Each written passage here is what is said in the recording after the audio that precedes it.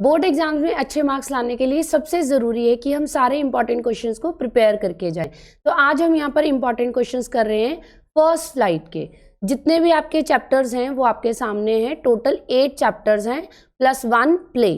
तो 8 चैप्टर्स के हमने मैक्सिमम 2 to 3 इंपॉर्टेंट क्वेश्चंस किए हैं और जो प्ले है उसके 4 इंपॉर्टेंट क्वेश्चंस किए हैं। इन क्वेश्चंस को बहुत ही केयरफुली सिलेक्ट किया गया है और आप किसी भी हाल में इन क्वेश्चंस को मिस नहीं कर सकते if you want to score well. तो स्टार्ट करते हैं। सो फर्स्ट स्लाइड का हमारा फर्स्ट चैप्टर है a letter to God. Question number 1, Why did Lencho write a letter to God? Very important question और ये 2009 के एग्जाम में भी आ चुका है। यहाँ पर जो मोस्टली क्वेश्चंस हैं वो थोड़े से लेंदी हैं देखने में, लेकिन हमने इसके अकॉर्डिंग किया है कि अगर वो 2 मार्क्स में आ जाए, 3 में आ जाए तो भी आप उसको मोल्ड करके लिख सकते हो। तो लेंचो ने गॉड को लेटर क्यों लिखा था? लेंचो एक बहुत ही पुअर फार्मर था और वो अपनी फसल के लिए बहुत हार्ड वर्क करता था। इस साल वो होप कर रहा था कि उसकी बहुत अच्छी फसल होगी और उसके लिए वो वेट कर रहा था अच्छी बारिश की, और उसकी होप के अकॉर्डिंग अच्छी बारिश स्टार्ट भी हो जाती है।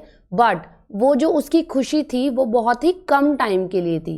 क्यों? ऐसा क्या हुआ? जो वो हल्की हल्की अच्छी बारिश आ रही थी, जल्दी ही वो अच्छी सी बारिश एक तूफान में बदल जाती है। सारा वेदर खराब हो जाता है और जब वेदर खराब होता है तो क्या होता है? तूफान आता है, बहुत तेज हवा चलती है और ओले भी गिरते हैं। तो बहुत तेज हवा चलने लगी, तूफान आ गया और जल्दी ही ओलावृष्टि हो गई, बड़े बड़े बर्फ के ओले गिरने लगे। तो इससे क्या हुआ? जो लेंचो की पूरी हार्वेस्ट थी वो बर्फ के ओलों से कवर हो गई। और फसल के लिए हल्की बारिश अच्छी होती है, लेकिन जो ओले हैं वो बहुत ज़्यादा नुकसान करते हैं। सो इस तरह से उसकी पूरी फसल खराब हो गई। अब लेंचो के पास कोई भी अर्निंग नहीं थी कि वो क्या कमाएगा, क्या खाएगा, उसका पूरा घर कैसे चलेगा। तो जब उसकी पूरी फसल खराब हो जाती है तो लेंचो गॉड को लेटर लिखता है। क्यों? क्योंकि उसको भगवान में बहुत ज़्यादा विश्वास था। उसे पता था कि इस मुश्किल वक्त में सिर्फ भगवान ही मेरा साथ देंगे। तो उसने गॉड को लेटर लिखा और लेटर में उसने क्या लिखा कि उसे पैसों की ज़रूरत है। कितने पैसे? Total 100 pesos. Next is question number 2। ये भी बहुत इंपॉर्टेंट क्वेश्चन है। Lencho had faith in God but lacked faith in humanity. Lencho एक बहुत ही अच्छा इंसान था, उसे भगवान में तो बहुत विश्वास था लेकिन ह्यूमन बींग्स में विश्वास नहीं था। Elaborate with reference to a letter to God. तो जितने मार्क्स का भी आपको क्वेश्चन आएगा उसी के अकॉर्डिंग आपको आंसर को मोल्ड कर लेना है। यहाँ पर मैंने आपको लॉन्ग आंसर प्रिपेयर करवाया है। तो सबसे पहले हम फर्स्ट पॉइंट में वही बताएंगे जो अभी हमने पढ़ा है कि लेंचो एक फार्मर था और वो एक्सपेक्ट कर रहा था कि उसकी फसल इस बार बहुत अच्छी होगी और अच्छी बारिश आएगी। सो समहाउ बारिश अच्छी आ भी जाती है, लेकिन वही बारिश धीरे धीरे तूफान में बदल जाती है। उसकी सारी क्रॉप खराब हो जाती है हेलस्टॉर्म की वजह से। तो वो गॉड को लेटर लिखता है। किस लिए? क्योंकि उसे पैसों की ज़रूरत थी। सेकेंड पॉइंट, अब उसने वो लेटर तो गॉड को लिखा था लेकिन पोस्ट करने कहाँ गया था? पोस्ट ऑफिस में। तो वो लेटर किसने पढ़ा?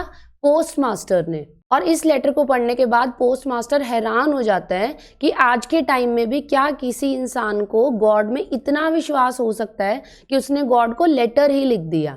तो फाइनली पोस्ट मास्टर डिसाइड करता है कि मैं इसकी हेल्प करूँगा ताकि लेंचो का गॉड में विश्वास बना रहे। तो जो पोस्ट मास्टर है सभी पोस्ट ऑफिस एम्प्लॉय से कुछ पैसे इकट्ठे करता है, अपनी सैलरी से भी कुछ शेयर डालता है और लेंचो को वो मनी भेज देता है। लेकिन जो वो मनी है वो टोटल 100 पेसोस नहीं थे जितनी की लेंचो को जरूरत थी, उससे थोड़ी सी कम थी, इतनी ही कलेक्ट हो पाई। थर्ड पॉइंट, लेकिन जैसे ही लेंचो को वो लेटर मिलता है और उसमें वो मनी थी, उसे देखकर वो बिल्कुल भी हैरान नहीं होता। इनफैक्ट उसका रिएक्शन कैसा होता है? उसे बहुत ज़्यादा गुस्सा आता है कि इसमें मैंने तो 100 पैसों मांगे थे और गॉड ने तो 100 ही दिए होंगे, तो बाकी के 30 पेसोस कहाँ गए? अब यहाँ पर लेंचो गलती कर बैठता है। उसको इस चीज़ की श्योरिटी है कि भगवान ऐसे मिस्टेक नहीं कर सकते। तो चोर कौन है? लेटर वो कहाँ पे देके आया था? पोस्ट ऑफिस में। सो उसको लगता है कि जो पोस्ट ऑफिस एम्प्लॉयज़ हैं वही चोर हैं और उन लोगों ने उसके सारे पैसे चुरा लिए। तो वो गॉड को फिर से लेटर लिखता है कि मैंने जो आपसे पैसे मांगे से उसमें कुछ मनी कम है, तो जो बाकी के बचे हुए पैसे हैं वो भी आप मुझे दोबारा भेज दो। Next is chapter 2 Nelson Mandela. Question number 1, which 2 obligations according to Nelson Mandela does every man have in life? कौन सी 2 ऑब्लिगेशंस हैं जो नेल्सन मंडेला के अकॉर्डिंग हर किसी की लाइफ में? How could a man not fulfil these obligations in a country like South Africa? और कैसे इन ऑब्लिगेशंस को साउथ अफ्रीका जैसी कंट्री में फुलफिल नहीं किया जा सकता? क्वेश्चन कितने पार्ट्स में पूछा है? 2 पार्ट्स में, तो हम आंसर भी 2 पार्ट्स में ही करेंगे। सो नेल्सन मंडेला के अकॉर्डिंग हर इंसान के पास 2 ऑब्लिगेशंस होती हैं। कौन कौन सी ऑब्लिगेशंस हैं? फर्स्ट है जो वो उसकी फैमिली और पेरेंट्स के लिए होती है, जो वो रिस्पॉन्सिबिलिटीज़ हैं, और दूसरी क्या है, जो हमारी अपनी कंट्री के लिए होती है, कंट्री के लोगों के लिए होती है। तो इस तरह से ट्विन ऑब्लिगेशंस हैं। तो नेल्सन मंडेला का मानना है कि किसी भी सिविल सोसाइटी में दोनों ऑब्लिगेशंस को आप इजीली पूरा कर सकते हो। मीन्स आप अपनी फैमिली का भी ध्यान रख सकते हो और अपनी कंट्री के लिए भी अपनी ड्यूटी पूरी कर सकते हो। बट साउथ अफ्रीका जैसी कंट्री में ये सब कुछ इम्पॉसिबल था। अब उन्होंने ऐसा क्यों कहा, वहां पे इम्पॉसिबल क्यों था? क्योंकि साउथ अफ्रीका में ब्रिटिशर्स ने अपार्थाइड की पॉलिसी को फॉलो किया था। अपार्थाइड क्या था? Discrimination between white and black people. तो जो ब्लैक पीपल थे उनको ओप्रेस किया जाता था। कौन ओप्रेस करते थे? ब्रिटिशर्स। उनके ऊपर बहुत सारी रिस्ट्रिक्शंस लगाई गई थी, और अगर कोई भी ब्रिटिशर्स के खिलाफ आवाज़ उठाने की कोशिश करता था तो उसको बहुत सारी पनिशमेंट मिलती थी और जेल में डाल दिया जाता था। तो इसलिए नेल्सन मंडेला ने कहा है कि साउथ अफ्रीका में दोनों तरह की ड्यूटीज को फुलफिल करना इम्पॉसिबल था। Question number 2, Why was Nelson Mandela overwhelmed? Overwhelmed means बहुत ज़्यादा खुश होना। With a sense of history. How did he succeed in ending the apartheid regime in South Africa? ये क्वेश्चन बहुत इंपॉर्टेंट है, ये रिसेंटली 2020 में आया था। तो जो क्वेश्चन है वो 2 पार्ट्स में है। अब नेल्सन मंडेला बहुत ज़्यादा खुश क्यों थे? With the sense of history. अब साउथ अफ्रीका में फर्स्ट टाइम डेमोक्रेटिक गवर्नमेंट बनी थी और उसके प्रेसिडेंट कौन बने थे? Nelson Mandela. और आज वो दिन था जब सभी कंट्री से बहुत बड़े बड़े लोग वहां पर इनॉग्रेशन के लिए आए हुए थे। लेकिन ये जो फ्रीडम साउथ अफ्रीका को मिली थी ये ऐसे ही नहीं मिली थी, इसमें बहुत लोगों के सेक्रीफाइसेस थे, बहुत लोगों को अपना बलिदान देना पड़ा था। And this was the reason कि इस दिन नेल्सन मंडेला बहुत ज़्यादा खुश थे कि वो भी अपनी कंट्री के लिए कुछ कर पाए। बिकॉज साउथ अफ्रीका में इससे पहले क्या था? They had been under the British rule. British rule के अंडर थे साउथ अफ्रीकन्स, और जो ब्लैक पीपल थे उन्हें ब्रिटिशर्स के अंडर बहुत सारी रिस्ट्रिक्शंस थी। उन्हें बहुत ज़्यादा टॉर्चर किया जाता था, बहुत ज़्यादा ह्यूमिलिएट किया जाता था, कुछ लोगों को स्लेव बना के रखा जाता था, और किसी को भी किसी तरह की भी फ्रीडम नहीं थी। अब क्वेश्चन आपको थोड़ा लेंदी लग रहा होगा, लेकिन आपको सारा क्वेश्चन रट्टा मारने की ज़रूरत नहीं है। सिर्फ आपने इंपॉर्टेंट पॉइंट्स को ध्यान से सुनना है, और जितना आपको समझ आया है उसको आप थोड़ा सा कंसाइज करके लिख सकते हो। साउथ अफ्रीका में अपार्थाइड पॉलिसी को फॉलो किया जाता था, जहां पर रेशियल डिस्क्रिमिनेशन था on the basis of colour. White लोगों को ब्लैक पीपल से बहुत ज़्यादा सुपीरियर माना जाता था। तो इस सिस्टम को ख़त्म करने के लिए नेल्सन मंडेला जब काफ़ी यंग थे उन्होंने अफ्रीकन नेशनल कांग्रेस को ज्वाइन किया, और यहीं से उन्होंने अपनी कंट्री की फ्रीडम के लिए काम करना शुरू कर दिया था। और उन्हें बहुत ही लंबा स्ट्रगल करना पड़ा अपनी कंट्री की फ्रीडम के लिए, बहुत बार उनको जेल भी जाना पड़ा। सो एट लास्ट ऑन 10 मई 1994 साउथ अफ्रीका जो है वो एक डेमोक्रेटिक नेशन बन गया था। And most important thing is Nelson Mandela खुद पहले ब्लैक प्रेसिडेंट बने थे of the democratic and non racial government. Question number 3, what meaning did Nelson Mandela find in the word freedom as a boy and as a student? Nelson Mandela के लिए freedom as a boy क्या थी और as a student क्या थी? How does he contrast the meaning of this transitory freedoms with the basic and honourable freedoms? उनके लिए इन दोनों में क्या डिफरेंस था? ट्रांजिटरी फ्रीडम क्या थी और बेसिक एंड ऑनरेबल फ्रीडम क्या थी? तो सबसे पहले हम फर्स्ट पार्ट को डिफाइन करेंगे। एज ए बॉय, अब जब आप बहुत छोटे बच्चे हो तो आप क्या करते हो? आपका जहाँ मन करता है खेलते हो, आप अपनी मदर के साथ रहते हो, कभी आप नदी में नहाने चले जाते हो, ग्राउंड में खेलने चले जाते हो। तो एज अ बॉय मीन्स जहाँ आपका घूमने का मन करे, खेलने का मन करे, आप खेल सको। एज ए स्टूडेंट आपको पढ़ने का अधिकार है, आपका जो मन करे आप पढ़ सकते हो, जहाँ तक मन करे आप पढ़ाई कर सकते हो, और जहाँ मन करे आप जा सकते हो। बट नेल्सन मंडेला ने रियलाइज़ किया कि ये जो दोनों फ्रीडम्स हैं ये ट्रांजिटरी हैं। ट्रांजिटरी मीन्स सिर्फ थोड़े टाइम के लिए, जब तक आपका बचपन है। जैसे ही साउथ अफ्रीका में आप बड़े हुए, आपके ऊपर बहुत सारी रिस्ट्रिक्शंस लग गई। क्यों? क्योंकि वहाँ पर अपार्थाइड सिस्टम था।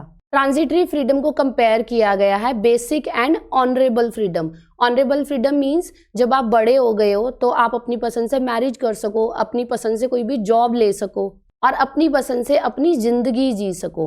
बट ये जो चीज़ें हैं ये साउथ अफ्रीका में पहले अलाउड नहीं थी। तो हमारे 2 चैप्टर्स हो चुके हैं। अब हम कर रहे हैं third chapter, first flight. First flight का हम सिर्फ एक ही इंपॉर्टेंट क्वेश्चन कर रहे हैं। The site of the food मैडन्ड him. इस फ्रेज का मतलब क्या है कि जैसे ही उसने फूड को देखा वो एकदम पागल हो गया। कौन? सीगल की बात हो रही है। What does this suggest? What compelled the young seagull to finally fly. आपने ध्यान रखना है कि जितने पार्ट्स में आपसे क्वेश्चन पूछा है हर एक पार्ट को आपने आंसर जरूर करना है। So first point, hunger. Hunger यानी भूख। अब भूख सभी को लगती है, चाहे वो इंसान हैं, बर्ड्स हैं या एनिमल्स हैं। जो हंगर है वो हमारे लिए एक मोटिवेटिंग फैक्टर है। हम लोग क्यों काम करते हैं? ताकि हम टाइम से खाना खा सके, अपनी ज़रूरतों को पूरा कर सकें। और फूड के लिए हम किसी भी तरह का रिस्क ले सकते हैं। जैसे आपने देखा होगा कि समटाइम्स कुछ जो बेगर्स हैं, अगर उन्हें बहुत ज़्यादा भूख लगी है तो वो खाने की चोरी भी कर लेते हैं।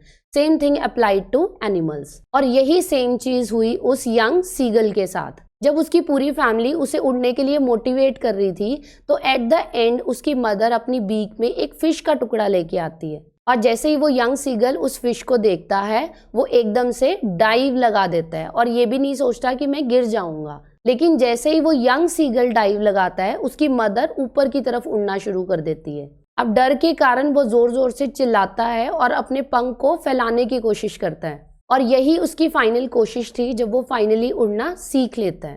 So all his fear is gone now. तो यहाँ पे हम वो भी बोल सकते हैं डर के आगे जीत है। सो चैप्टर थर्ड का ही पार्ट 2 है the black aeroplane. Question number 1, why and when did the narrator say everything was going well, it was an easy flight. Narrator ने ऐसा कब कहा था कि सब कुछ ठीक चल रहा था और बहुत ही ईजी फ्लाइट थी? वेरी इंपॉर्टेंट क्वेश्चन, ये रिसेंटली आया था। तो फर्स्ट पॉइंट में सबसे पहले हम बताएंगे कि जो नरेटर है वो कहाँ जा रहा था। नरेटर अपना ओल्ड डेकोटा फ्रांस के ऊपर फ्लाई कर रहा था और वो कहाँ जा रहा था? वो इंग्लैंड जा रहा था। किस लिए? अपनी फैमिली से मिलने। और वो बहुत ही एक्साइटेड था कि वो जल्दी ही अपनी फैमिली से मिलने वाला है और उनके साथ कुछ छुट्टियां बिताएगा। उसका प्लेन बहुत ही नॉर्मली फ्लाई कर रहा था। उसने मैप और कंपास को बहुत अच्छे से चेक किया, सब ओके था। काफ़ी दूर उड़ने के बाद उसने अपना सेकंड फ्यूल टैंक पर भी स्विच ओवर कर लिया था। और जैसा कि उसको पेरिस कंट्रोल रूम ने कहा था, उसने उनकी डायरेक्शंस के अकॉर्डिंग 12 डिग्रीज वेस्ट भी टर्न कर लिया था। मीन्स अभी तक सब कुछ ठीक चल रहा है और टैंक में सफिशिएंट फ्यूल था कि वो इंग्लैंड बहुत आसानी से पहुंच सकता था। और इसके अलावा सबसे इंपॉर्टेंट क्या होता है फ्लाई करने के लिए?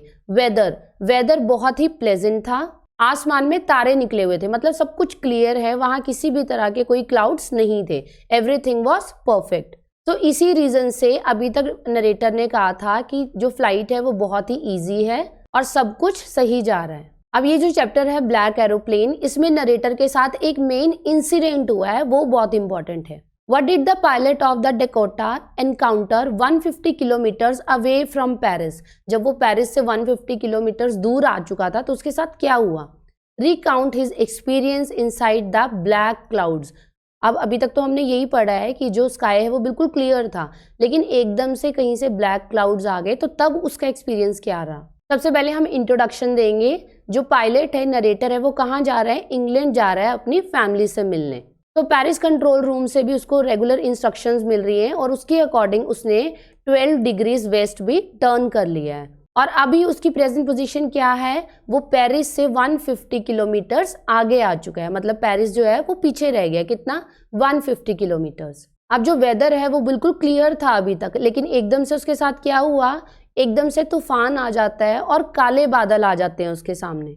और पायलट के पास सिर्फ एक ही फ्यूल टैंक बचा है, तो उसके पास इतना टाइम नहीं है कि वो फिर से एक बड़ा सा टर्न ले और दूसरे रास्ते से आए। तो वो क्या करता है? वो रिस्क लेता है और ब्लैक क्लाउड्स जहाँ पे उसको कुछ भी नज़र नहीं आ रहा, फिर भी वो डायरेक्टली उसमें एंटर कर जाता है। बट द प्रॉब्लम इज वो फ्लाई तो कर रहा है लेकिन बाहर इतने काले बादल हैं कि उसे कुछ भी नज़र नहीं आ रहा। अब तूफान में प्लेन के लिए बहुत ज़्यादा खतरा होता है। जैसे ही वो उसमें एंटर कर जाता है, उसका जो प्लेन है उसमें थोड़ी थोड़ी जंप हो रही है और प्लेन हिल रहा है, उसमें ट्विस्ट है।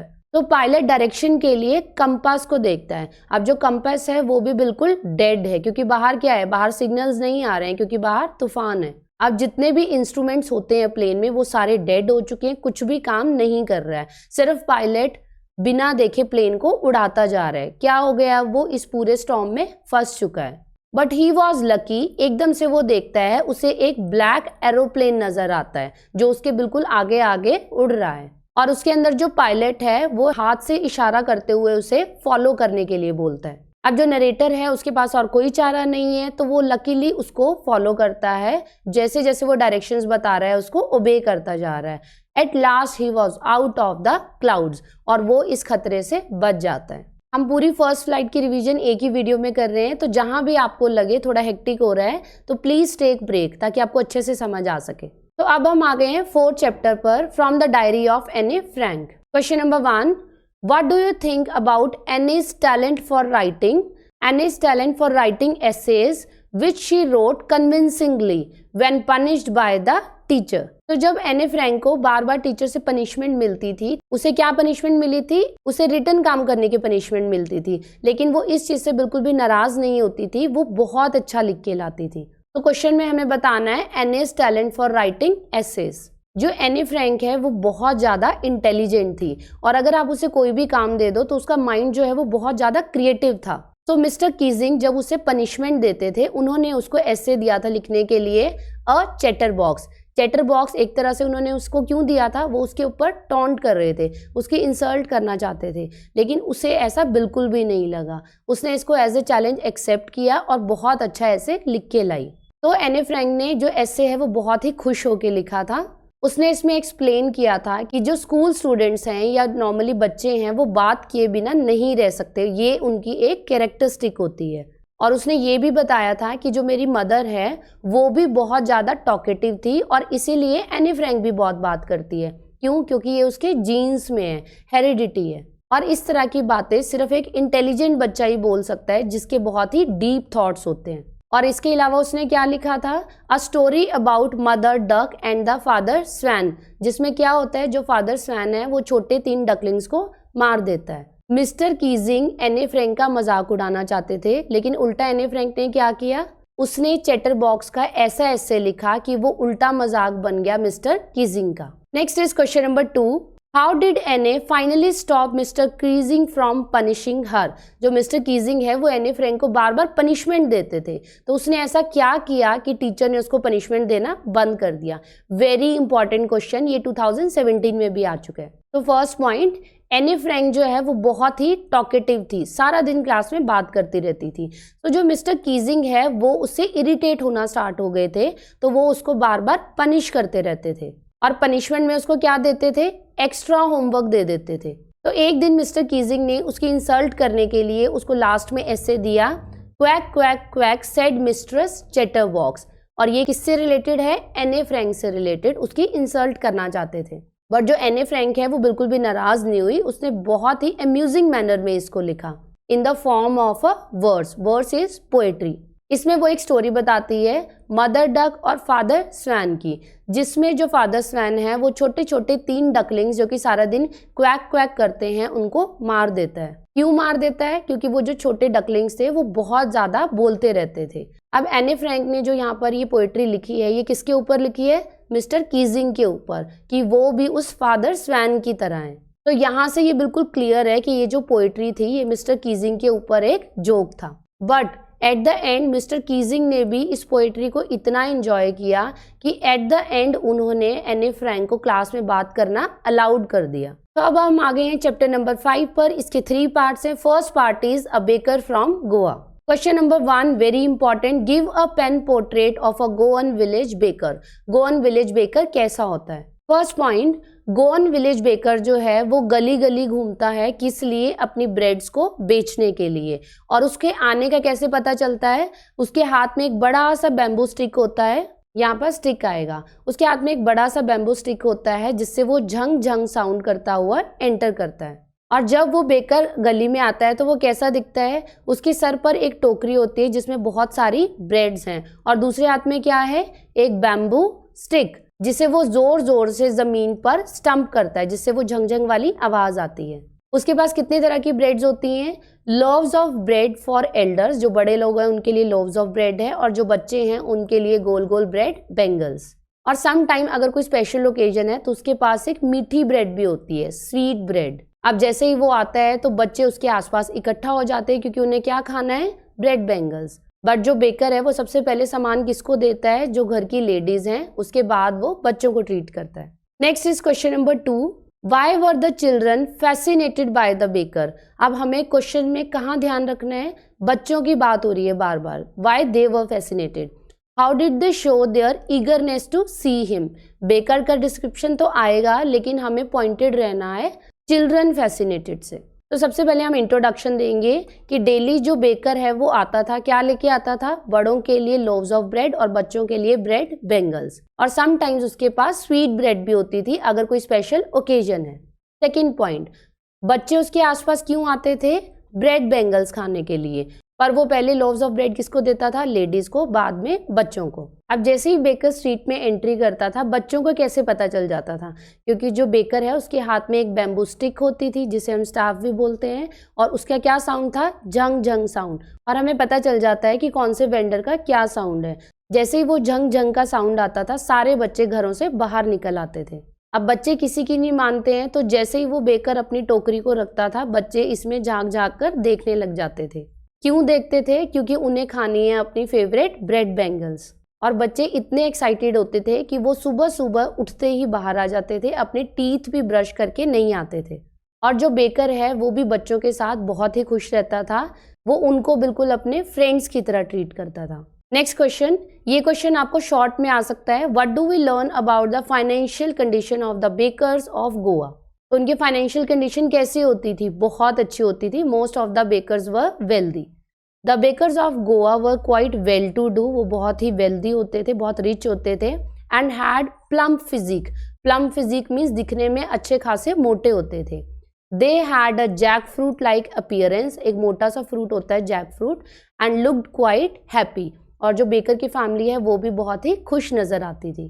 लास्ट क्वेश्चन इस चैप्टर के लिए, how is the Goan baker still an important part of the life of a Goan village.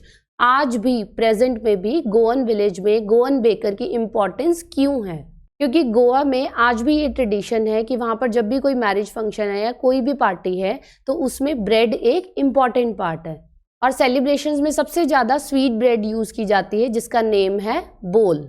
और अगर किसी गर्ल की एंगेजमेंट है तो उसकी मदर प्रिपेयर करती है बहुत सारे सैंडविचेस।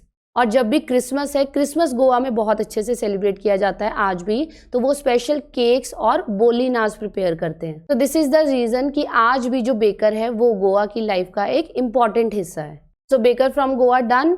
नेक्स्ट हम आ गए हैं ग्लिम्पसेस ऑफ इंडिया के पार्ट 2 कुर्ग पर। कुर्ग का सबसे इम्पॉर्टेंट क्वेश्चन है उनके डिसेंट के बारे में।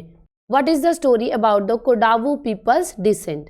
तो कितनी स्टोरीज हैं, देयर आर 2 स्टोरीज।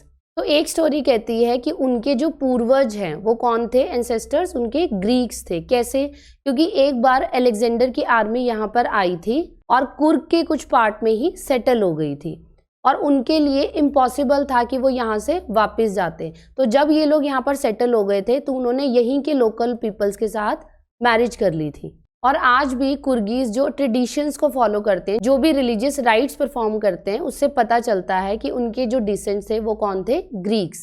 तो पहले हमने जो स्टोरी करी है वो करी है ग्रीक से रिलेटेड। अब हम सेकंड स्टोरी कर रहे हैं, इट इज रिलेटेड टू अरब। कुर्ग के लोग एक बड़ा सा कोट पहनते हैं जिसको बोलते हैं कुपिया। ये जो कोट है ये ब्लैक कलर का है और उसके अराउंड एक वेस्ट होती है जिसके ऊपर बहुत सारी एम्ब्रॉयडरी है। अब ये जो कुर्ग के लोग कुपिया पहनते हैं ये मिलता जुलता है कुफिया से, ये चीज़ आपने ध्यान रखनी है। कुर्ग के लोग पहनते हैं कुपिया, अरब के लोग पहनते हैं कुफिया, तो ये दोनों ही आपस में बहुत ज़्यादा मिलते जुलते हैं। तो ये भी माना जाता है कि कुर्गीज के डिसेंडेंट अरब के लोग थे। Second important question is on climate and natural wealth of Coorg.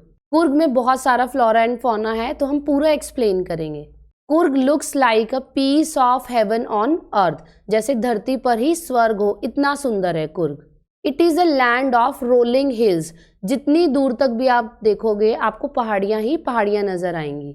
और मॉनसून पर वहाँ पर बहुत ज़्यादा हैवी रेन होती है और वहाँ हर साइड ग्रीनरी है, और उसका जो 30% एरिया है वो फॉरेस्ट से कवर्ड है। अब वहाँ पर फॉरेस्ट है तो ऑब्वियस है वहाँ पर बहुत ज़्यादा वाइल्ड लाइफ भी प्रेजेंट है। और सबसे खास बात क्या है कुर्ग की, वहाँ पर स्पाइसेस मतलब मसाले और कॉफ़ी प्लांटेशंस है। जैसे आप वहाँ पे एंटर करोगे तो आपको कॉफ़ी की खुशबू आने लग जाती है।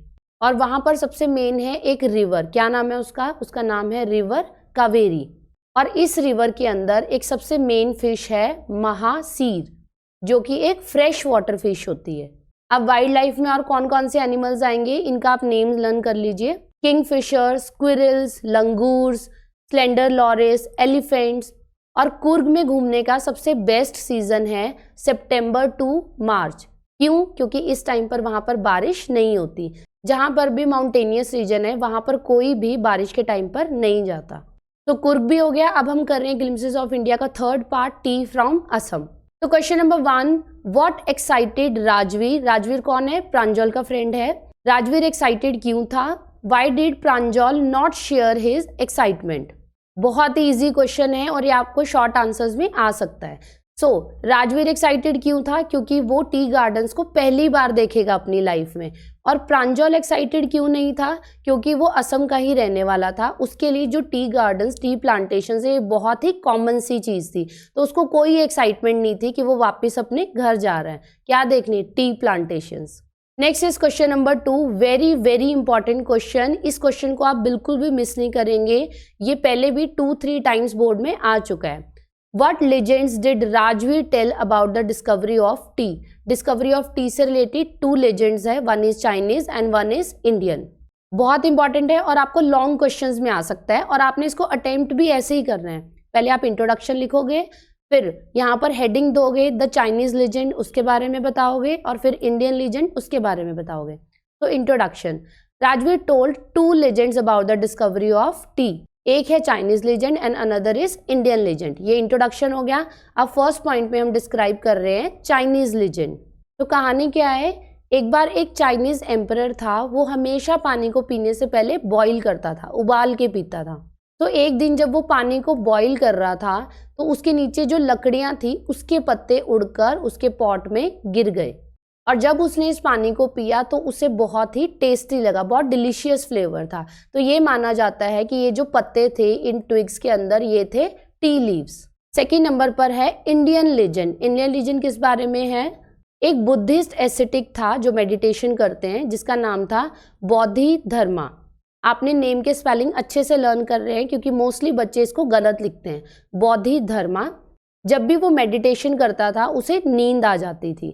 तो इस प्रोसेस को रोकने के लिए उसने एक दिन गुस्से में क्या किया, अपनी आईलिड्स को कट कर दिया।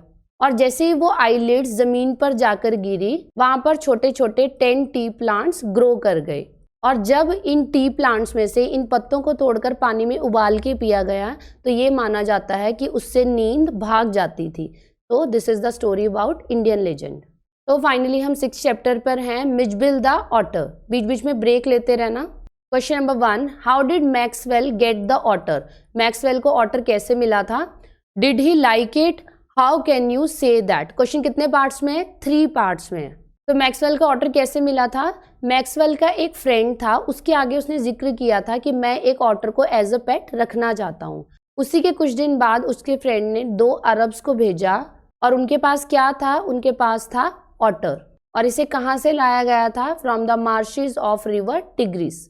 बी पार्ट में क्या पूछा है? Did he like it? क्या उसे ऑटर पसंद आया? He like the otter very much. उसने उसके लिए एक बॉडी बेल्ट भी बनवाई थी और जब वो ऑटर को बाथरूम में लेके जाता था और वो खेलता था तो भी उसे वो बहुत इंजॉय करता था। Next question, what happened when Maxwell took Mijbil to the bathroom? ये आपको शॉर्ट आंसर्स में आ सकता है, वेरी इंपॉर्टेंट क्वेश्चन। तो जैसे ही मिजबिल को बाथरूम में लेके जाया जाता था वो पानी को देख के बिल्कुल पागल हो जाता था, बहुत सारी मस्ती करता था और आधे घंटे तक बाथरूम में ही रहता था। बाथटब में खेलता रहता था और रोल करता था। उसे पानी इतना पसंद था कि जो बाथटब था वो उसी में रोल भी करता था और इधर उधर चक्कर लगाता रहता था, up and down. Next question, what game had Mij invented? अब बहुत सारी गेम्स है जो हमें पहले से खेलनी आती हैं, लेकिन जो मिजबिल ऑटर है उसने एक न्यू गेम इन्वेंट की थी। वो क्या थी? जो मैक्सवेल है उसका ऑनर, उसके पास एक डैमेज सूटकेस था। उसकी जो लिड है वो एक साइड से दूसरे एंड तक स्लांटिंग में रहती थी। तो मिजबिल एक दिन जब खेल रहा था उसने डिस्कवर किया अगर मैं अपनी बॉल को एक एंड पर रखूं तो वो रोल रोल करते करते दूसरे एंड तक जाएगी। तो ये गेम उसने इन्वेंट की थी। सो मिजबिल को ये गेम बहुत पसंद थी। वो यहाँ से इस बॉल को छोड़ता था और इससे पहले वो इस एंड पर आए उसको यहाँ आकर कैच कर लेता था। लास्ट क्वेश्चन है इसका, What did Maxwell do to transport Mijbil to England? वो मिजबिल को इंग्लैंड तक कैसे लेके गया, क्योंकि मिजबिल जो है वो बहुत ही शरारती था और उसको एक जगह बॉक्स में बिठाना बहुत मुश्किल था। अब डायरेक्ट इंग्लैंड तक जो फ्लाइट जाती थी वो थी ब्रिटिश एयरलाइंस की, लेकिन ब्रिटिश एयरलाइंस एनिमल्स को ले जाने के लिए परमिट नहीं करती। तो मैक्सवेल को क्या करना पड़ा, दूसरी एयरलाइन से बात करनी पड़ी। सो उसने दूसरी एयरलाइन बुक की और उसी के अकॉर्डिंग अरेंजमेंट्स किए। तो उसे 2 फ्लाइट्स बुक करनी पड़ी। पहली फ्लाइट उसने बुक करी पेरिस तक की और दूसरी फ्लाइट उसने बुक करी लंदन तक की। तब वो फाइनली जाके इंग्लैंड पहुंचा था। अब उसके लिए कंडीशंस क्या थी, जो एनिमल है ऑटर उसे एक छोटे से बॉक्स में पैक करना था। तो फ्लाइट से 1 घंटा पहले मैक्सवेल ने मिजबिल को उस छोटे से बॉक्स में डाल दिया था और फिर वो खुद खाना खाने के लिए चला गया। पर जैसे ही वो वापस आया उसने देखा there was a horrible sight. वो डर गया था उस सीन को देखकर। ऐसा क्या हुआ था, क्योंकि वो मिजबिल को उस बॉक्स में बंद करके चला गया, लेकिन जो ऑटर है वो इतना नॉटी है, वो उस बॉक्स में 1 आवर तक नहीं रह सकता था। उसने क्या कोशिश की, उसने उस बॉक्स से बाहर आने की कोशिश करी और उसी चक्कर में उसने अपने आप को हर्ट भी कर लिया। उसे जख्म हो गए हाथ पे। मैक्सवेल ये देख के बहुत घबरा गया था और फ्लाइट टेक ऑफ करने में जस्ट 10 मिनट्स बाकी थे। तो फटाफट मैक्सवेल ने क्या किया, उसे उसी बॉक्स में दोबारा से बंद किया, एक टैक्सी हायर की और जल्दी से एयरपोर्ट पहुंच गया। तो ये बहुत ही ईजी है, बस आपको स्टोरी पूरी पता होनी चाहिए। आप सारे आंसर्स खुद लिख सकते हो। तो now we are on 7th chapter, madam rides the bus. इसके हम 3 क्वेश्चंस करेंगे। Question number 1, what was the source of unending joy for Valli? What was her strongest desire? Very very important question, आपको short answers में आ सकता है। तो वल्ली पूरा दिन क्या देख के खुश होती रहती थी? वल्ली के कोई फ्रेंड्स नहीं थे। वो क्या करती थी, अपने गेट के बाहर खड़ी हो जाती थी और पूरा दिन उसके घर के सामने से एक बस जाती थी और वो बस उसके गांव से एक टाउन तक जाती थी। टाउन यानी शहर तक जाती थी। और जब भी वल्ली उस बस को देखती थी उसमें हर बार न्यू पैसेंजर्स होते थे। तो the site of the bus, उस बस को बार बार ऑब्जर्व करना, देखना, ये था वल्ली के लिए सोर्स ऑफ अनएंडिंग जॉय। और वल्ली की स्ट्रॉन्गेस्ट डिजायर क्या थी? वो चाहती थी कि लाइफ में एटलीस्ट एक बार वो बस में जरूर ट्रेवल करे। Next question, how did Valli react when she saw the dead cow by the road side? Valli जब बस में गई थी तो उसने बहुत इंजॉय किया, बहुत हंसी और उसके लिए ये सब एक न्यू एक्सपीरियंस था। बट जब वो वापस जा रही थी अपने घर की तरफ, रास्ते में वही काऊ जो उसने जाते हुए देखी थी उसी की डेथ हो चुकी थी। वो वहीं पर मरी हुई पड़ी थी। और इस सैड साइड को देखकर वल्ली का सारा एंथुजियाज्म, जो जोश था, वो सारा डाउन हो गया। तो अब वल्ली चुपचाप अपनी सीट पर बैठ जाती है और विंडो से बाहर नहीं देखती। इसका सबसे इंपॉर्टेंट क्वेश्चन है, Valli's dream was to enjoy a ride on the bus to the nearest town. इस ड्रीम को पूरा करने के लिए वल्ली को क्या क्या प्रिपरेशन करनी पड़ी थी? And this question came in 2019 also. तो सबसे पहले हम बताएंगे कि वल्ली एक बहुत ही केयरफुल प्लानर थी। उसने हर चीज़ को बहुत केयरफुली प्लान किया था। सबसे पहले उसने इस चीज़ का ध्यान रखा कि उसकी मदर आफ्टरनून में किस टाइम सोती है, क्योंकि उसे अपनी मदर को बिना बताए जाना था और उसी ड्यूरेशन में वापिस आना था। फिर उसने नोटिस किया कि जो बस है वो विलेज से किस टाइम निकलती है और टाउन से किस टाइम वापस आती है। क्या टाइमिंग्स नोट किए थे उसने कि 1 o'clock बस जाएगी और 2:30 तक वो वापस आ जाएगी। इसके अलावा बस में ट्रेवल करने के लिए किस चीज़ की ज़रूरत होती है? मनी की। तो अगर वल्ली विलेज से टाउन तक जाकर वापस आती है, सो राउंड ट्रिप का टोटल फेयर क्या था? 60 पैसे। 1 साइड का 30 पैसे और पूरे राउंड ट्रिप का 60 पैसे। वल्ली एज में बहुत ही छोटी थी, उसके पास इतने पैसे नहीं थे। तो उसने क्या किया, धीरे धीरे करके थोड़े थोड़े पैसे सेव करने स्टार्ट किए। तो जो भी पैसे उसको अपने टॉयज़ के लिए मिलते थे, बलून्स के लिए मिलते थे, पेपरमिंट्स के लिए मिलते थे, उसने खर्च नहीं किए, उसने उन सबको सेव कर लिया। इवन जब उनके विलेज में मैरी गो राउंड आया, जैसे मेले में झूले आते हैं, इसी तरह से मैरी गो राउंड जब उनके मेले में आया तो वो भी उसने नहीं लिया। ये वल्ली का सबसे बड़ा सेक्रीफाइस था। तो एट द एंड इस तरह से उसने 60 पैसे कलेक्ट कर लिए थे। Now we are on chapter number 8, the sermon at Benares. इसका हम एक ही इंपॉर्टेंट क्वेश्चन कर रहे हैं। Question is, what lesson on death and suffering did the Buddha teach Gautami in the chapter the sermon at Benares? Gautam Buddha ने ईसा गौतमी को क्या लेसन सिखाया था? तो बुद्धा क्या चाहते थे कि कीसा गौतमी ये सीख सके कि बर्थ और डेथ बहुत ही कॉमन होता है हमारे लिए। जैसे जब किसी का बर्थ होता है हम बहुत खुश होते हैं, बट वो बहुत ही कॉमन सी बात है। इसी तरह जब किसी की डेथ होती है हम बहुत दुखी होते हैं, बट हमें दुखी नहीं होना चाहिए, क्योंकि this is common to all. जो एक बार यहाँ पर आया है उसे जाना ही है।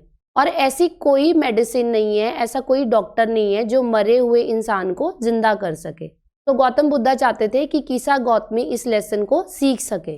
अब वो ऐसा क्यों चाहते थे? कीसा गौतमी के साथ ऐसा क्या हुआ था? कीसा गौतमी का सिर्फ एक ही बच्चा था, एक सन था, और उसकी डेथ हो गई थी। तो वो बहुत ही ज़्यादा दुख में थी। तो वो घर घर जाती है, किस लिए? ताकि कोई ना कोई उसे एक ऐसी मेडिसिन दे दे जिससे उसका बच्चा फिर से जिंदा हो जाए। लेकिन क्या ऐसी मेडिसिन होती है? नो। पर वो इतनी पागल हो चुकी थी दुख में कि वो बार बार लोगों से हेल्प मांग रही थी। उससे परेशान होके एट द एंड एक आदमी उसे सजेस्ट करता है कि अगर तुम्हें मेडिसिन चाहिए तो तुम गौतम बुद्धा के पास जाओ। तो वो जैसे ही बुद्धा के पास जाती है मेडिसिन के लिए, गौतम बुद्धा कहते हैं ठीक है मैं ये कर दूंगा, लेकिन पहले मेरी शर्त है कि तुम्हें हैंडफुल ऑफ मस्टर्ड सीड लेके आने हैं। कहाँ से? ऐसे घर से जहाँ कभी भी किसी की डेथ ना हुई हो। तो कीसा गौतमी इस बात को रियलाइज ही नहीं करती कि गौतम बुद्धा उसको क्या सिखाना चाहते हैं, और जल्दी से वो घर घर मस्टर्ड सीड्स मांगने जाती है। लेकिन उसे ऐसा कोई भी घर नहीं मिलता जहां कभी भी किसी की डेथ ना हुई हो, क्योंकि ऐसा तो कोई घर हो ही नहीं सकता कि उस घर के सभी लोग अमर हो। और अब कीसा गौतमी रियलाइज करती है कि हर घर में, चाहे कोई छोटा है या बड़ा है, कभी ना कभी किसी की डेथ हो चुकी है। नाउ शी रियलाइज कि जो डेथ है वो इनएविटेबल पार्ट है, उसे कोई भी रोक नहीं सकता। तो इस तरह से गौतम बुद्धा ने कीसा गौतमी को एक बहुत अच्छा लेसन सिखा दिया था। तो 8 चैप्टर्स हम कंप्लीट कर चुके हैं। अब लास्ट में हम प्ले कर रहे हैं the proposal. So question number 1 very important, give the character sketch of Natalia. This came in 2012। तो कैरेक्टर स्केच जब भी हम लिखते हैं हमें उसकी मेन कैरेक्टरिस्टिक्स पे ध्यान देना है। Characteristics can be good, can be bad. तो Natalia is a young girl of 25 years. वो जस्ट 25 ईयर्स की है, और किसके नेबरहुड में रहती है? वो लोमोव के। आपने पूरा प्ले पढ़ा होगा अच्छे से। She is a good house keeper and looks very beautiful. But जो नटालिया है अभी तक उसकी मैरिज नहीं हुई है, वो अनमैरिड है, और वो चाहती है कि जल्दी से कोई उसके लिए प्रपोजल लेके आए और उसकी शादी हो जाए। और उसके फादर उसको क्या बोलते हैं? उसके फादर उसको बोलते हैं लव सिक कैट। लोमोव उससे क्यों शादी करना चाहता है? क्योंकि वो बहुत पढ़ी लिखी है और उसको लगता है वो मेरा घर बहुत अच्छे से संभाल लेगी। लेकिन अभी तक हमने जितना भी उसके कैरेक्टर के बारे में पढ़ा है वो बहुत ज़्यादा क्वेरलसम है। क्वेरलसम मीन्स बहुत ज़्यादा झगड़ालू एंड अब्यूजिव बाय नेचर। जब उसका झगड़ा हो जाता है लोमोव से तो वो उसको बहुत ज़्यादा अब्यूज़ करती है, बुरा भला बोलती है। और नटालिया में बिल्कुल भी पेशेंस नहीं है। वो लोमोव से किस बात पर झगड़ा करती है? एक छोटे से ज़मीन के टुकड़े पर। क्या नाम था उसका? Oxen Meadows. वो ज़मीन लोमोव की थी, लेकिन नटालिया इस बात को नहीं मानती। वो बोलती है कि ऑक्सन मीडोज हमारा है। लेकिन जैसे ही, वो बहुत क्लेवर है और सेल्फिश है, जैसे ही उसे पता चलता है कि लोमोव तो यहाँ पर उसे प्रपोज करने आया था, वो एकदम से बदल जाती है। अब वो ऑक्सन मीडोज के बारे में भूल जाती है और अपने फादर को कोसना स्टार्ट करती है कि आपकी वजह से लोमोव यहाँ से चला गया, उसे वापस बुलाओ। क्यों? क्योंकि नटालिया लोमोव से मैरिज करना चाहती है। एंड वेरी फनी, जब लोमोव चुबुकोव के कहने से वापस आ जाता है तो वो फिर से लड़ाई झगड़ा स्टार्ट कर देती है। अब 2 बार इनका बहुत बड़ा झगड़ा हुआ है। पहला हुआ था ऑक्सन मीडोज के बारे में, पीस ऑफ लैंड, और दूसरा हुआ था उनके जो पेट डॉग्स हैं, पेट डॉग्स के बारे में। अब इतने झगड़े के बाद लोमोव इतना परेशान हो जाता है कि वो वहीं पर बेहोश हो जाता है। इस टाइम नटालिया घबरा जाती है क्योंकि उसको लगता है कि ओ अब मेरी शादी किससे होगी। तो वो अपने फादर को बोलती है जल्दी जाओ और डॉक्टर को बुला के लाओ। लेकिन यहाँ पर भी उसे लोमोव की चिंता नहीं है। उसके मन में क्या है? उसे इस बात की चिंता है कि अब मैं शादी किससे करूँगी। और जैसे ही लोमोव को होश आता है, अभी उसने नटालिया को प्रपोज भी नहीं किया है कि वो 2 बार यस यस बोलती है, यस आई एम रेडी। और जो प्रपोजल है वो नहीं हुआ, लेकिन फिर भी नटालिया ने एक्सेप्ट कर लिया। This is quite funny. तो हम इसको कंक्लूड कैसे करेंगे? नटालिया का कैरेक्टर बिल्कुल भी अच्छा नहीं है। रियल लाइफ में कोई भी गर्ल ऐसी नहीं होती, इतनी सेल्फिश नहीं होती। Natalia is very quarrelsome. और जो ये पूरा प्ले है ये क्या है? एक फार्स है। ये जो वर्ड है फार्स, फार्स क्या होता है? एक कॉमिकल प्ले। मीन्स उसमें कुछ ऐसी सिचुएशंस क्रिएट की जाती हैं कि जिसमें हमें बहुत हंसी आती है। और नटालिया भी एक फार्शियल कैरेक्टर है। मीन्स जब भी हम इसके बारे में पढ़ रहे हैं तो हमें बार बार हंसी आ रही है। Next is question number 2। Now we are doing brief character sketch of Lomov. हम तीनों के कैरेक्टर स्केच करेंगे। नटालिया का कैरेक्टर स्केच हम कर चुके हैं, अब लोमोव और इसके बाद चुबुकोव।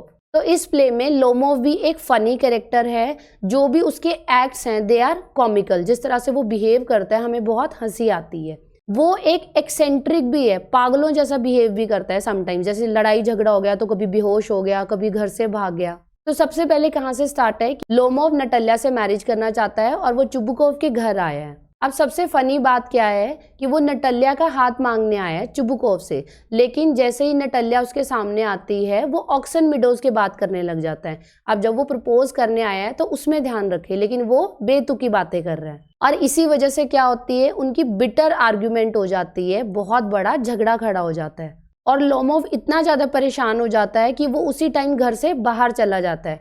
करने क्या आया था, नटालिया को प्रपोज करने आया था, लेकिन झगड़ा करके घर से बाहर चला गया। पर लोमोव फिर से वापस आ जाता है। क्यों? क्योंकि अभी तक उसने प्रपोज तो किया ही नहीं। वो फिर से वापस आता है और फिर से झगड़ा करना स्टार्ट कर देता है। पहला झगड़ा हुआ था ऑक्सन मीडोज के बारे में और दूसरा झगड़ा हुआ है उनके डॉग्स के बारे में, क्योंकि लोमोव नटालिया को बोलता है कि जो लोमोव का डॉग है गेस, वो बहुत ही सुपीरियर ब्रीड है। अब फिर से इतनी लड़ाई होती है कि लोमोव वहीं पर बेहोश हो जाता है। अब अभी भी लोमोव प्रपोज नहीं कर पाया, लेकिन एट द एंड क्योंकि नटालिया बहुत ज़्यादा सेल्फिश है, उसके बिना प्रपोज किए ही नटालिया उसको एक्सेप्ट कर लेती है। तो इसकी एंडिंग भी हम ऐसे ही करेंगे। लोमोव का कैरेक्टर भी बिल्कुल अच्छा नहीं है, वो बिल्कुल एक्सेंट्रिक है, पागल जैसा है और बहुत ही फनी है। रियल लाइफ में कोई भी इंसान ऐसे बिहेव नहीं करता और जिस तरह से ये जो प्ले है ये एक फार्स है and Lomov is a farcical character. Third और लास्ट कैरेक्टर है चुबुकोव का। चुबुकोव कौन है? नटालिया का फादर, और ये भी बहुत ही इंटरेस्टिंग कैरेक्टर है। Chubukov is an old man, वो काफी बूढ़ा है और एक बहुत बड़ा लैंड ऑनर है। He is a land owner और वो नेबर है लोमोव का, तो दोनों आपस में पड़ोसी हैं, लोमोव और चुबुकोव। चुबुकोव की एक यंग डॉटर है जिसका नेम है नटालिया और वो चाहता है कि जल्दी से मेरी बेटे की शादी हो जाए, जबकि अभी उसकी एज सिर्फ 25 ईयर्स है। पर फिर भी उसे लगता है कि जो नटालिया है वो मेरे ऊपर बर्डन है, तो जल्दी से मैं इससे छुटकारा पाऊँ। सो हम कह सकते हैं कि जो चुबुकोव है he is also selfish and self centred. Second characteristic जो चुबुकोव है वो हिपोक्रिटिकल है। हिपोक्रिटिकल का मतलब क्या होता है? जो लोग आपके सामने कुछ और बोलते हैं और अंदर से कुछ और होते हैं। जब लोमोव स्टार्टिंग में उसके घर आता है तो वो उससे बहुत प्यार से बात करता है, लेकिन थोड़े टाइम तक जब लोमोव अपना रियल पर्पस नहीं बताता तो चुबुकोव मन ही मन उसे कोसता है कि शायद ये पैसे मांगने आया होगा और मैं इसे पैसे बिल्कुल नहीं दूंगा। अब अभी तक चुबुकोव को बहुत गुस्सा आ रहा है लोमोव के ऊपर, लेकिन जैसे ही उसे पता चलता है कि लोमोव यहाँ पर नटालिया को प्रपोज करने आया है, फिर से उसकी टोन चेंज हो जाती है। वो उसको बहुत प्यार से बात करता है, माय एंजल, मैं तो तुम्हें बहुत याद करता था, तुम आए क्यों नहीं? और वो लोमोव को कहता है कि नटालिया तो हमेशा से ही तुम्हें चाहती है, तुम पहले क्यों नहीं आए? अब उसकी वर्डिंग देखिए, वो लोमोव को बोलता है I have always loved you. Chubukov Lomov को कहता है मैं तो तुम्हें हमेशा से ही बहुत पसंद करता था, my angel, as if you were my son, जैसे तुम मेरे अपने बेटे हो। ये क्या है? ये हिपोक्रेसी है, मक्खन लगाना।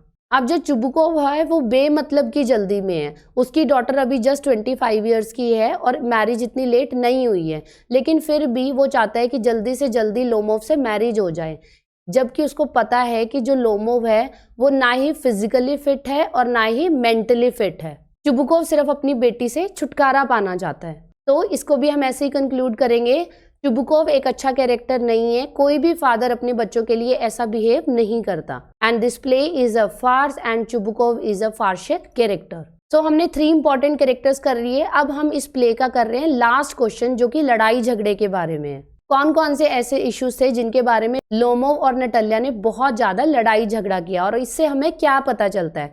कौन कौन से इश्यूज थे? पहला था ऑक्सन मीडोज के बारे में और सेकंड था उनकी डॉग्स की ब्रीड के बारे में। तो यहाँ से हम स्टार्ट करेंगे। पहला लड़ाई झगड़ा था ऑनरशिप के बारे में।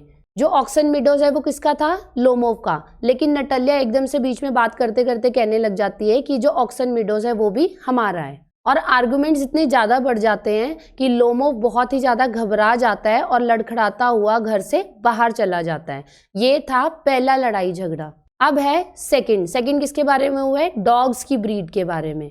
जो लोमोव का पेट डॉग है उसका नाम है गेस और जो नटालिया का पेट डॉग है उसका नाम है स्क्वीजर। लोमोव नटालिया को बताता है कि उसका जो पेट डॉग है गैस, वो एक फर्स्ट रेट डॉग है और उसके पेट और नटालिया के पेट स्क्वीजर से बहुत बेटर है। ये सुनते ही नटालिया बहुत जोर जोर से लड़ाई झगड़ा स्टार्ट कर देती है और लोमोव वहीं पर बेहोश हो जाता है। तो इस तरह की फाइट से हमें क्या पता चल रहा है कि लोमोव और नटालिया दोनों ही सेंसिबल नहीं है, ना ही दोनों में किसी तरह की कोई अकल है।